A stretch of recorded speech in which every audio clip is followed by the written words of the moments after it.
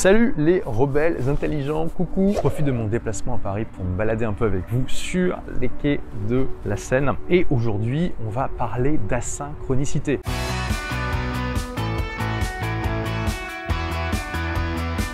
J'ai brièvement abordé ce concept dans la vidéo sur la délégation. Aujourd'hui, on fait une vidéo complète. C'est quoi la synchronicité? En fait, mon entreprise est basée sur un modèle de communication asynchrone.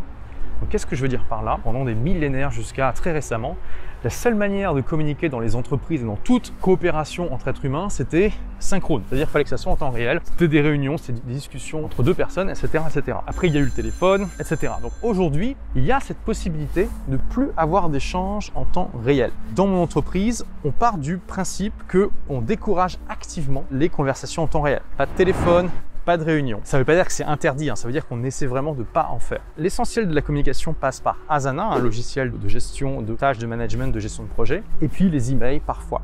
L'ensemble de l'équipe travaille à distance, donc parce qu'on n'a pas besoin d'avoir de bureau physique. Toute l'équipe peut être dans le monde entier, sur n'importe quel fuseau horaire, ça n'a pas d'importance. Alors bien sûr, certains membres de l'équipe qui doivent par exemple parfois appeler des clients, bien sûr, doivent être dans une zone horaire qui n'est pas trop éloignée des clients, c'est sûr. Mais voilà, il y a toujours possibilité de s'arranger dans les membres de l'équipe. Aujourd'hui, il y a une vingtaine de personnes qui travaillent pour moi. Il y a des gens qui sont nomades en fait, où je ne sais jamais vraiment où ils sont. Un jour, ils vont être en Thaïlande, la semaine d'après, ils vont être au Zimbabwe, etc., etc. Ça, c'est vraiment super. Ensuite, le gros avantage, c'est que du coup, vous avez beaucoup moins d'interruptions dans l'équipe. Ça a été prouvé scientifiquement que les interruptions, ça tue votre bonheur, ça tue votre productivité. Vous essayez de vous concentrer sur quelque chose, puis il y a votre collègue qui vient vous parler. On est sur la chaîne des rebelles intelligents, il n'y a absolument personne dans un rayon de, je sais pas, 10 mètres. Donc j'enlève le masque juste pour vous, vous voyez. C'est ça, il faut savoir briser les règles intelligemment, les amis. Le pire, c'est les open space. Les open space, vous pouvez rien faire sans vous faire interrompre régulièrement. Et bien sûr, il y a les emails auxquels, avec les notifications, ça c'est le truc le pire que vous puissiez avoir, donc qui vous interrompent en permanence, les Slack, les chats et tout ce que vous voulez. Aujourd'hui, je sais même pas comment font les gens pour avoir une demi-heure de temps pleinement concentré, on ne pas se faire interrompre. Il y a des environnements de travail où c'est presque mission impossible. C'est horrible, ça crée un stress immense, ça vous sort de votre tâche en permanence, etc., etc. Déjà, être en asynchrone, ça fait que de base, votre système d'exploitation, de gestion de projet est sain. Bien sûr, on peut avoir une entreprise synchrone et quand même se ménager des périodes sans interruption. Mais voilà, déjà en open space, c'est compliqué.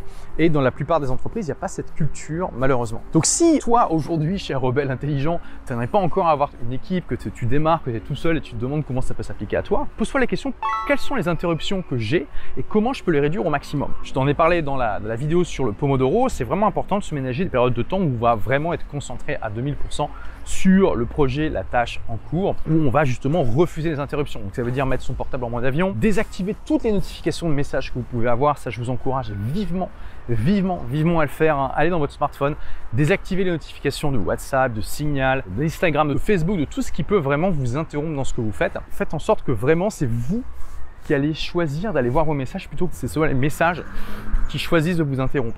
En fait, en faisant ça, vous transformez votre machine en serviteur plutôt que vous soyez le serviteur de votre machine. C'est vraiment une philosophie que vous devez adopter, que ce soit avec ou sans la synchronicité. Je vous invite, quand vous commencez à monter votre équipe, à penser asynchrone. Alors, il n'y a pas que des avantages à la synchronicité, ça c'est clair. Il y a des gens d'ailleurs qui disent, mais Olivier, c'est pas avec une entreprise asynchrone qu'on bâtit une entreprise qui fait 20 ou 100 millions d'euros de chiffre d'affaires ou 1 milliard. Bah déjà, moi je dis, ça dépend, ça se discute, mais c'est pas la même ambition. C'est sûr que si vous êtes extrêmement ambitieux et que vous voulez bâtir un empire énorme, peut-être que la synchronicité comme base de votre entreprise, c'est pas la bonne solution. Mais je vous invite à être bon sceptique et à tester, d'accord? Je t'invite à être bon sceptique et à tester. Ça va te servir à adopter certains éléments de l'asynchronicité dans ton entreprise, même si tu veux avoir des bureaux, des horaires de bureau, etc., etc. D'ailleurs, un autre gros avantage de la synchronicité, c'est que comme il n'y a pas d'horaire de bureau pour les membres de l'équipe, ils travaillent quand ils le veulent. Le plus important, en fait, c'est que la tâche soit finie en temps et en heure. Donc, les gens sont responsables. Et ça, je vais dire, les gens adorent. Il y a des personnes voilà, qui, rien que pour ça, sont super motivées pour bosser dans la boîte. J'ai un turnover dans l'équipe qui est extrêmement faible, extrêmement faible. C'est extrêmement rare que des gens partent en fait. Ça joue quoi. Les gens aiment bien travailler avec moi, aiment bien travailler avec cette organisation. Ils aiment bien se sentir responsables et ça fait plaisir et je pense que ça crée une bonne ambiance et tout ça. Donc retiens de créer un environnement sans interruption avec le minimum d'interruptions possible. Et si tu veux en savoir plus, j'ai carrément fait une conférence entière sur le sujet. Donc tu peux aller la voir, on t'a mis le lien là en description.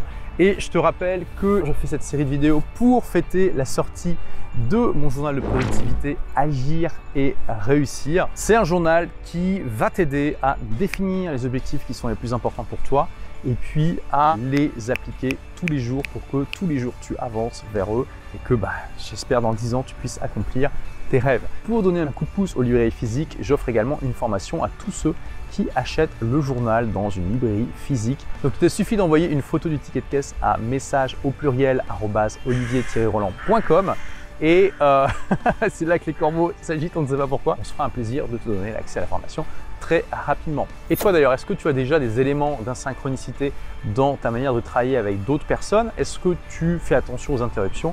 Partage-le dans les commentaires, ça sera intéressant d'avoir ton point de vue. D'ailleurs, si tu as aimé cette vidéo, n'hésite pas à assassiner le bouton like comme d'habitude pour que d'autres rebelles intelligents puissent en profiter. Moi, je te dis à demain pour la prochaine vidéo. En attendant, n'oublie pas, sois rebelle, sois intelligent, fais partie des gens qui se bougent et fais partie des gens qui utilisent la synchronicité et qui évitent les interruptions.